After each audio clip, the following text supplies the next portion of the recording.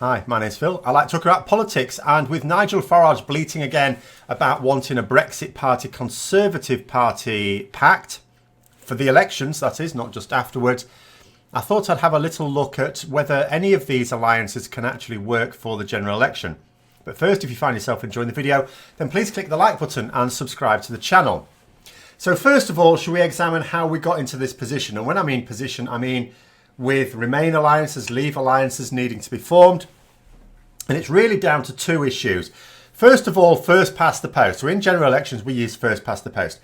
If we didn't, if we had proportional representation, then there'd be no need for these alliances. The issue at the moment is there is such a thing as a wasted vote. I always say people should get out and vote anyway, even if it is going to be technically wasted, which I'll get onto in a moment. Because look at the scenario. So if a party gets about 50% of the vote, they don't necessarily even need that much, by the way. But let's say they get about 50% share of the vote, and that's enough to get them a majority. It depends how it's spread out across the constituencies, hence first past the post. They can form a government. And they will say that they then have a mandate to do everything they said they were going to do. And we have to go along with that. But let's think about it this way. So you can get it with 50% of the vote. You can actually get it with less, but we'll say 50%. Let's say you have about a 40% turnout, and it has been less than that recently. That means 20% of the electorate, not even the population, it'd be less as a percentage of the population, but 20% of the electorate have decided who the government is. And yet the government will say, we have got a mandate from the people to do this, this, this, this, and this. And it's a nonsense, of course. 20% of people. What sort of mandate is that? It isn't, but we have to go along with it. And then the second thing, of course, is the issue of Brexit. So if that issue happens to be Brexit, let's say Boris Johnson does get a majority. Let's say he gets 50% of the vote. Let's say there's a 40% turnout. He's going to say he has got a mandate to deliver his version of Brexit. Difficult to argue because we know it's a lie, but it's a lie we have to go along with. It's the only way to make sense of a first past the post parliamentary democracy. And yet 20% of the electorate will have backed him. And they won't necessarily have even voted for him based on his Brexit position, because a general election is about a whole host of issues. That's why it's called a general election. You know, there may be, looking at polls, it may be that about 40% of people who take part in this general election will be doing it solely on their Brexit position. There may be others who are voting for a particular party's position on Brexit as well as other things, or even an individual candidate. But maybe we could say maybe as many as 40% may vote just on Brexit issues. But there'll be a whole load of people who will vote on different issues, a range of issues, myself included. So can you even say you've got a mandate for that position? Let's take the Liberal Democrats as a little example. So their Brexit position is, if they form a government, it's not realistic, but let's say they did, they get a majority. And that means they are just going to revoke Article 50. They're going to cancel Brexit. There's not going to be a referendum. There's no people's vote. They're just cancelling it. Now, I would be willing to bet, in fact, I know that there are probably a lot of people who will be voting Liberal Democrat in their general election for the general Brexit position of being solidly Remain, but they won't agree with simply revoking without a public vote. They'll want the public vote. These are people who are voting for the Lib Dems because of their staunch Remain position and because Labour have pissed them off if they're on the left wing, or the Conservatives have pissed them off if they're on the right wing, if they used to vote for those two parties. So that's why we're in a situation of really needing alliances, because Brexit is going to dominate the situation, even if most people aren't voting it just on that alone. And it's a largely binary choice. It's not really, I mean, Labour are muddying the waters with their, oh, there is a better deal. But effectively, it is between a hard Brexit and no Brexit, is realistically where we are. Even with Johnson's deal, that still represents a hard Brexit after the transition period ends. So because of that, because there is this stark difference between... So result of the general election could be a majority for either a straight up Conservative majority or a combination of the Conservative Party and the Brexit Party, who are basically identical at the moment. That is going to lead to a hard Brexit. Not necessarily immediately, but after the transition period, if he gets his deal through. Or maybe it has to lead to a hard Brexit before the transition period, whatever, but it is going to lead to a hard Brexit. On the other side, you could get a Labour government, either as a majority or in combination with something else. And that, I believe, will lead to a no deal. A no Brexit. Can't lead to a no deal. And someone was asking me today, do you really think Labour will keep their promise for a people's vote? Yes, they will. Corbyn he never wanted it, but he was forced into it. The party does. Even his own supporters, the bulk of them do. Momentum, the bulk of them are very much against Brexit. And they will absolutely do that. And as I was also saying, it's all right saying, negotiating our exit on this Labour agreement that's supposed to be materialising, but no one's written down yet. But that's a story for another time. I said in response to that, Labour don't even want Labour's agreement. They just want to remain. So, that'll be fine. But what I'm saying is there is a massive, massive difference. Even if you do think there's still a risk of some form of Brexit, even if Labour get in, it's not going to be a hard Brexit. It's not going to be. Even Corbyn doesn't want that. And anything else is a stalemate.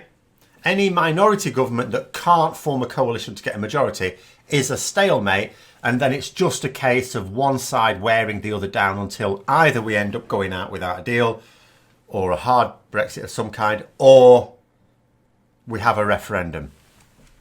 Now, in terms of the alliances, the Remain alliance is sort of established. You've got the Liberal Democrats, Plaid Cymru, and the Green Party. But it's not just that it's them on one side and the Conservatives and Brexit Party on the other, because you've got Labour in there as well, and they're huge. And I was seeing rumours today that Labour may join in. Now, they're not going to join in across the country. They wouldn't do that, but maybe in a few key seats. It's possible, but the thing is, when it comes to rumours, particularly when the rumours and no one's really said anything, that may involve Labour, I tend to mistrust them, especially if they're policies that Corbyn would be against. In addition, the Liberal Democrats and Labour have not been working well together at all. The leaderships don't trust each other. So what hope is there of any sort of cooperation in an election where they are in direct competition for seats? It was pointed out recently, or today basically, that in the last couple of days, the Liberal Democrats have attacked Labour on 4 occasions, this person was saying. And they haven't attacked the Conservatives at all.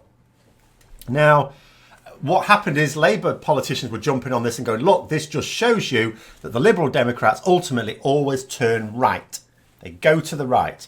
They'll form pacts with the Conservatives before they ever will with Labour. They've got form on this, certainly the current leadership have. And this is true. But it's not helping to have these public spats. They should be working together. And just because one side does something doesn't mean to say the other side has to retaliate. That's how you end up with the Middle East, isn't it? We all know that. So I'm not seeing it. I'm not seeing any sort of cooperation between Labour and the other anti-no deal, should we say, parties, because I'd like to call Labour a Remain party, but unfortunately the official position makes it difficult to do that, even though I know that a Labour government will deliver a Remain result. I know that. So there you go. So what about the Conservatives and the Brexit Party? So they are basically the same thing. Boris Johnson, Dominic Cummings have turned. They've been moving the party further and further to the right because they were frightened of the Brexit Party, with good reason. And so they've done it to take the sting out of the Brexit Party. They're basically saying to the electorate, if you're a hardline Brexiteer, you'll want to leave. What is the point of voting for the Brexit Party? Because do you know what? We're the same. We're just as bad. So Farage was saying... So yesterday there was some news coming out that they may only put up 20 candidates around the country in Labour strongholds, which will make a certain amount of sense for them. But Nigel Farage is today saying, no, we want a pact with the Conservatives. We know what his pact is. He's talked about it a bit ago. He wants to be able to say to the Conservatives, look, I won't put a candidate up where you've got your hardline Brexiteer candidates. I will put them against your more moderate candidates, but you don't put Conservative MPs against us in like Labour strongholds. We'll take those seats in the Leave ones, in the Leave constituencies. That was his pact. Obviously, the Conservatives are going no. And I think there's a couple of reasons why Boris Johnson and Dominic Cummings would be mad to accept any pact with Nigel Farage. The first one is that the Conservatives would much prefer a majority in their own right than a coalition or some other form of pact with the Brexit Party. They don't really want to be sharing their cabinet with clueless chancers like Farage. They've got their own clueless chancers to fill up a cabinet with. And they also believe they can get a majority in their own right. They believe that. And they may be right. So straight away, Nigel Farage doesn't really have a lot of bargaining power from that point of view. And then there's the other side of it. Now, I have kept saying for the last few months, although the Brexit Party don't look stunning in the polls at the moment, and they haven't done for some time, we have to remember they haven't been campaigning. They campaigned a great deal in May.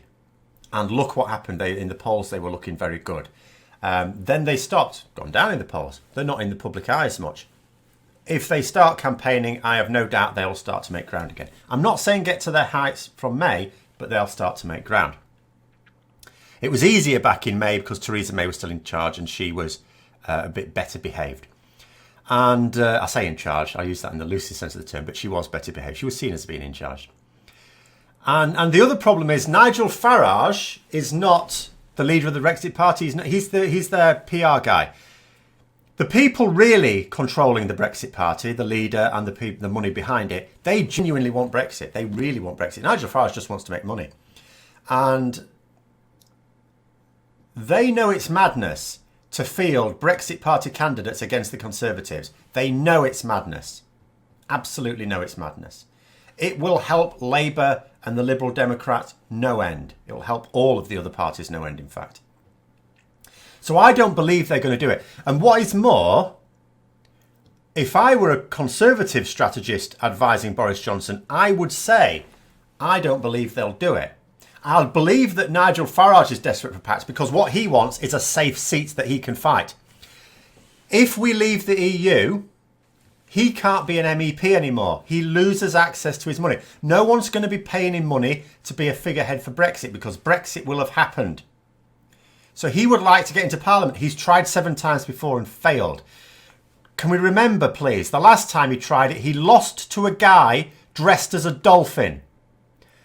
A man dressed as a dolphin got more votes than Nigel Farage. And Nigel Farage was well known. So he wants a safe seat. He wants basically a safe Tory seat where the Tory doesn't stand there, is ideally what he'd like. Or a very heavy Leave constituency where a single pro-Brexit candidate has a good chance of winning it. That's what he basically wants. He don't want to be left penniless. Not that he'd be penniless, he is a multimillionaire, but only just. He's not like the proper millionaires of the other Brexiteers. So I'm not sure I see an electoral pact. I think they'd call his bluff on that one. And I actually think the Brexit Party, because it's not up to Farage, won't be fielding a load of candidates. So, you know, I don't really see either of the alliances making a major impact. The Remain alliance could win a few seats and those could be crucial in a tight election, is how I would see it. But it just... I mean, the problem, of course, is general elections... People vote for them on various issues and they are very tribal. All the parties are trying to distinguish themselves from the other parties. That's how not only you get more people to turn out, but to vote for you, of course. But Brexit is an issue where you do sort of need alliances for me. Because we're either going to leave... No one really believes we're going to leave the EU on close relationship terms in the short term at any rate. Everyone believes, me included, that it's either leaving on fairly hard terms within a couple of years or not leaving at all. And in that situation, you do need alliances. You need parties to basically say, which side are you on? Right, let's form an alliance to work against the other group. So jamming the two ideas of tribal general election with binary Brexit issue together makes an unholy mess. And it is the reason why, of course, we should have a referendum for Brexit and let the general election be voted for the usual reasons people do, which is they want to vote for the candidate that they want to represent their constituency, or maybe the party that they want to be in government, on one of those bases. Because the problem is, at the moment, you're going to have millions of people potentially voting for a party, and they're not voting for them because they would like them to have power, and they're not necessarily voting for a candidate because they want them to represent their constituency, but simply because of the Brexit position. And once Brexit's dealt with one way or the other, they'll then be left thinking, for the rest of the Parliament, you're not actually doing what I wanted you to do, either to the party or the candidate. Well, no, of course not. You didn't vote on that basis. So anyway, there's a few random thoughts there on, not random, coordinated thoughts on the potential for alliances in the general election, why I don't think they'll really make a massive difference, but we will see. Let me know your thoughts in the comments below. I hope you found the video interesting. If you'd like to support the channel further, then please click the Patreon link for details. And until next time, I'll see you later.